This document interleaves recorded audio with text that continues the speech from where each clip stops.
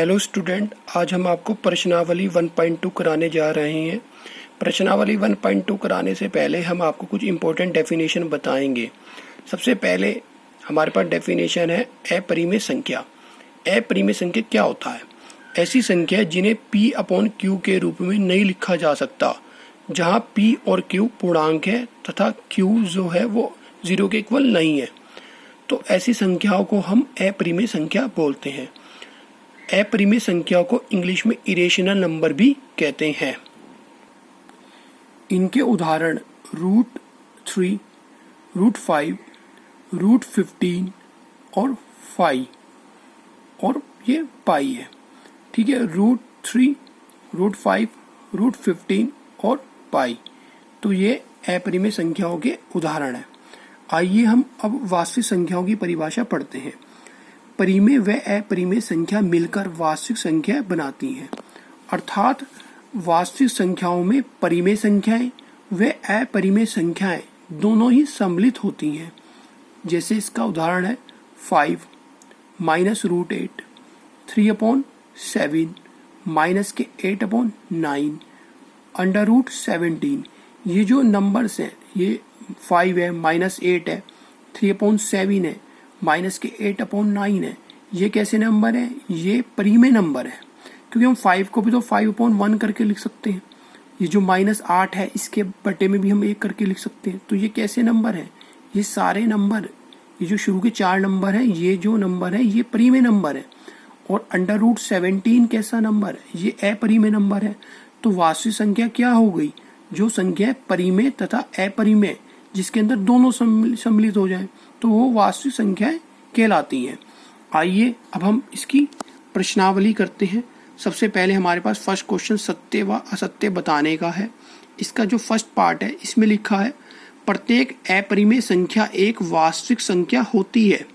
तो जो ये कथन है ये बिल्कुल ही सत्य है, क्योंकि हमने अभी ऊपर डेफिनेशन में भी बताया था कि जो वास्तविक संख्या है उसमें परिमेय तथा अपरिमेय दोनों ही शामिल है।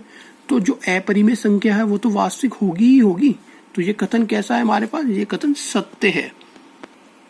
अब हमारे पास जो सेकंड है, ये सत्य संख्या रेखा का प्रत्येक बिंदु √m के रूप का होता है, जहां m एक प्राकृत संख्या है। तो ये हमारे पास जो पॉइंट है ये असत्य है, क्योंकि संख्या रेखा पर ऋणात्मक संख्याओं को √m के रूप में नहीं लिख सकते हैं, क्योंकि संख्या रेखा पर कुछ ऋणात्मक संख्याएं भी होती हैं, तो हम उसको √m के रूप में नहीं लिख सकते। तो इसलिए ये हमारा जो कथन है वह असत्य है। अब ये तीसरा है, जो प्रत्येक वास्तविक संख्या एक अपरिमेय संख्या होती है। असत्य, ये पॉइंट भी असत्य है, क्योंकि वास्तविक संख्या में हमारे पास परिमेय संख्या भी तो शामिल है। और ये क्या कह रहा है कि वास्तविक संख्या तो अपरिमेय होती है? नहीं, ऐसा नहीं होता, क्योंकि वास्तविक में हमारे पास परिमेय भी होता है और अपरिमेय भी होता है। तो इसमें जो परिमेय भी शामिल है, इसलिए हम इसको असत्य कथन को कहेंगे। ठीक है, आइए अब हम क्वेश्चन नंबर सेकंड करते हैं। ये जो हमारे पास क्वेश्चन नंबर सेकंड है, ये क्या कह रहा है कि क्या सभी धनात्मक पूर्णांकों के वर्गमूल अपरिमेय होते हैं? यदि नहीं, तो एक ऐसी संख्या के वर्गमूल का उदाहरण दीजिए जो एक परिमेय संख्या है। तो ये कह रहा है कि जो सारे के सारे धनात्मक पूर्णांक हैं उनके क्या वर्गमूल अपरिमेय होता है? तो ये है नहीं, ऐसा नहीं होता। सभी धनात्मक पूर्णांकों के वर्गमूल अपरिमेय नहीं होते। देखिए, इसका उदाहरण दिया हुआ है, जैसे √4 है, इसको आप क्या लिख सकते हो? 2 लिख सकते हो। और 2 को आप क्या लिख सकते हो? 2/1 करके लिख सकते हो, जो कि क्या है? एक परिमेय संख्या आ जाती है। तो इसने एग्जाम्पल में कहा था कि एक ऐसी संख्या के वर्गमूल का उदाहरण दीजिए जो कि एक क्या हो? परिमेय संख्या हो। तो हमने यहाँ पे ये √4 लिया, हमने ये 2 आ गया, और 2 के बाद इसे 2/1 करके लिख दिया, और ये कैसी संख्या आ गई? एक परिमेय संख्या आ गई। तो हमने इसका एग्जाम्पल लेकर आपको बता दिया है। आइए हम क्वेश्चन नंबर 3 की ओर आते हैं। क्वेश्चन नंबर 3 हमारे पास कहता है कि दिखाइए कि संख्या रेखा पर √5 को किस प्रकार निरूपित किया जा सकता है। तो हमें संख्या रेखा पर √5 को निरूपित करके दिखाना है। इस क्वेश्चन को करने के लिए हम जो 5 है उसको हम 4+1 करके लिख देंगे, और जो 4 को है यहाँ पे हम क्या करेंगे? इसका अंडर रूट इधर लिखेंगे क्योंकि हमें रूट 5 को दिखाना था, और इसको 4 को हम क्या लिख देंगे 2 का वर्ग प्लस 1 का वर्ग करके लिख देंगे। ठीक है, इस तरह करके हम लिख देंगे। हम संख्या रेखा पर इसको शो करने के लिए क्या करेंगे, एक लाइन खींच लेंगे ऐसे करके। यहाँ पर हम क्या करेंगे, एक 0 लिख लेंगे, इधर 1 लेंगे, इधर 2 लेंगे, इधर 3 लेंगे, इधर 4 लेंगे, और इधर माइनस का 1 ले लेंगे, माइनस का 2 करके ले लेंगे यहाँ पर।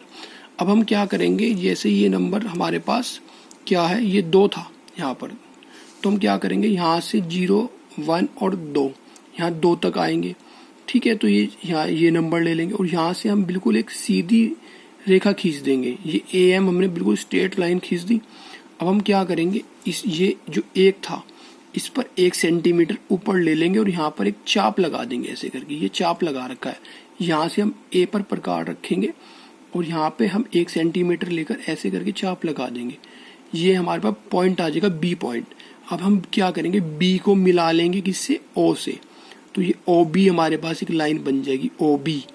ठीक है, तो ये जो OB है यही हमारे पास जो है ये अंडर रूट 5 है OB हमारे पास। अब हम क्या करेंगे, ये प्रकार में OB जितना लेंगे और इसको ऐसे करके यहाँ से आगे चाप लगाते आ जाएंगे, यानी यहाँ पे हमें प्रकार रखना है और इतनी दूरी लेनी है और ऐसे डॉट डॉट करते हुए यहाँ तक आ जाना है। ये P पॉइंट आ गया हमारे पास, P पॉइंट आ गया, तो जो ये लाइन आई है जो हमारे पास है OP हमारे पास क्या रूट 5 मात्रक है। तो उसे कैसे लिखेंगे, देखो हमने क्या लिया, सबसे पहले OA लिया 2, ये OA 2 ले लिया। फिर जैसे मैंने बताया कि ऐसे 90 डिग्री खींच के ये लाइन AB हमने 1 ले लिया।